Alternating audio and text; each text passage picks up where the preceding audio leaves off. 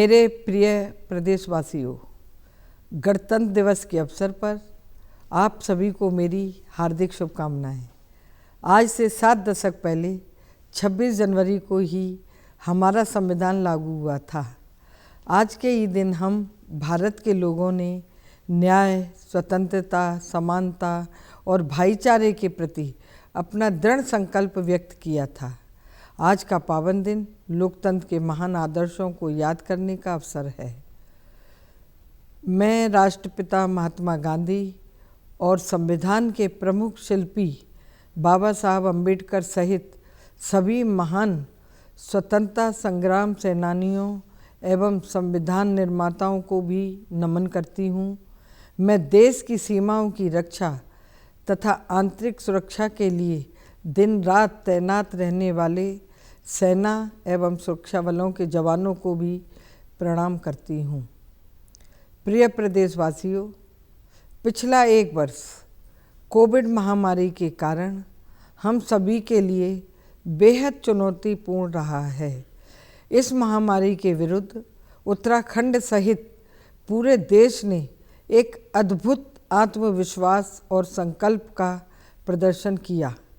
मैं माननीय प्रधानमंत्री श्री नरेंद्र मोदी जी को विशेष धन्यवाद देती हूँ, जिन्होंने संकट के समय में अग्रिम मोर्चे पर रहकर हमारा नेतृत्व किया और देश के आत्मविश्वास को ऊंचा रखा। देश भर में सभी वैज्ञानिकों, चिकित्सकों, नर्सों, स्वास्थ्य एवं सफाई कर्मियों, पुलिस प्रशासन सहित विभिन्न समाज सेवी संस्थाओं ने पिछले 1 वर्ष में ऐतिहासिक योगदान दिया है।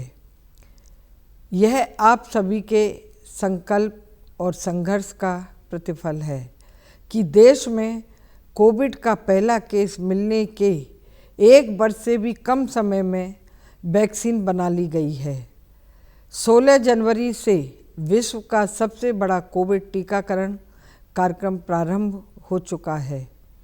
उत्तराखंड में भी कोविड के मामले में बहुत कमी आई है, लेकिन हमें अभी भी पूरी सावधानी रखनी आवश्यक है।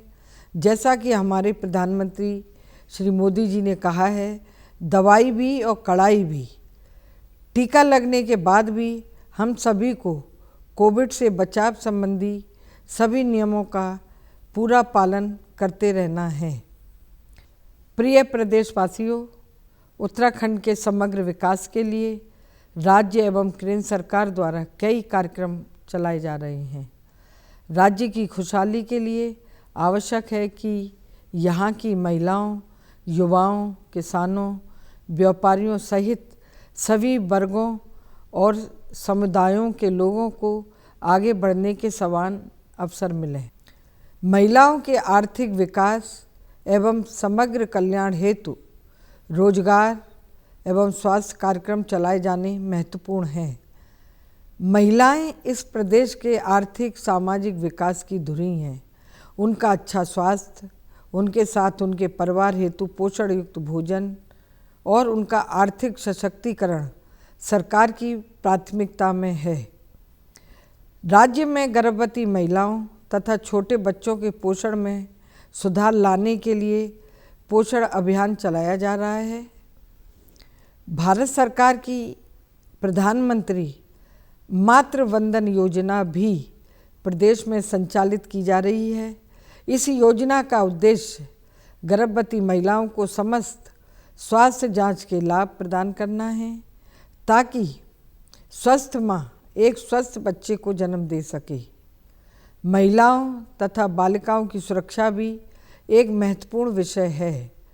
कन्या भ्रूण हत्या बहुत बड़ा पाप है, जबकि आज बेटियों ने सिद्ध कर दिया है कि वे किसी से कम नहीं हैं। हर क्षेत्र में अपना परचम लहरा रही हैं।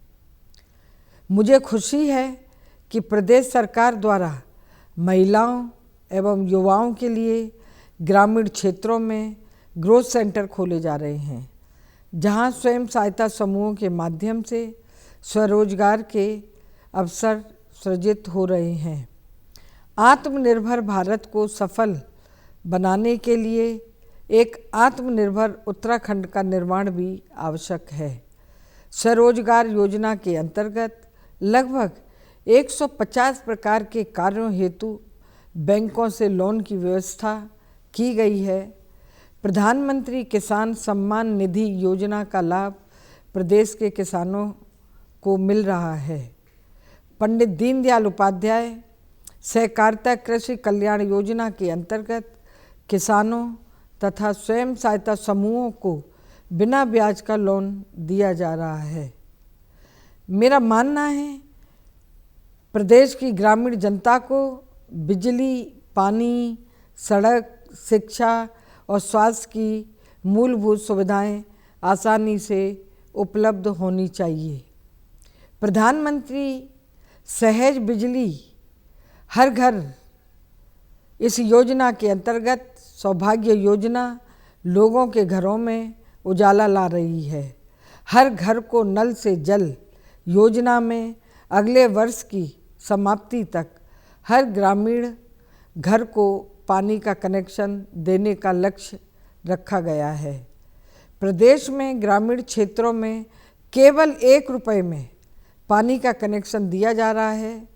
कोविड-19 की चुनौती के मध्य राज्य में हेल्थ सिस्टम को मजबूत बनाने के लिए कई कार्य किए गए हैं। अटल आयुष्मान योजना के अच्छे परिणाम दिखाई दे रहे हैं। प्रदेश में सड़क, रेल और हवाई संपर्कों को बढ़ाने के लिए दिन रात कार्य हो रहा है। ऋषिकेश कर्णप्रयाग रेल परियोजना पर तेजी से कार्य चल रहा है तथा न्यू ऋषिकेश रेलवे स्टेशन का निर्माण पूरा हो चुका है।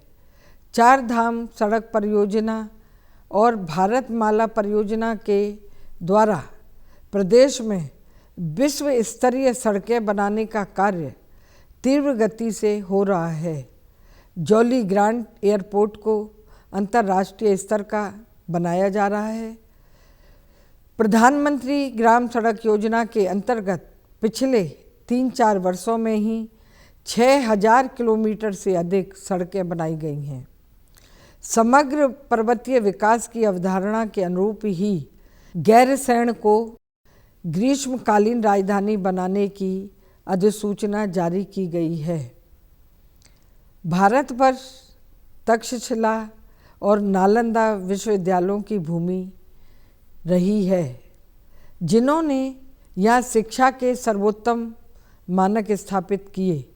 इसी परिकल्पना के अनुसार प्रदेश के विश्वविद्यालयों और उच्च शिक्षण संस्थानों को लगातार अच्छा कार्य करना होगा।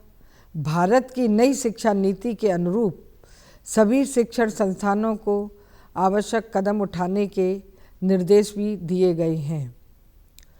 पर्यटन, योग तथा आयुष उत्तराखंड की पहचान है।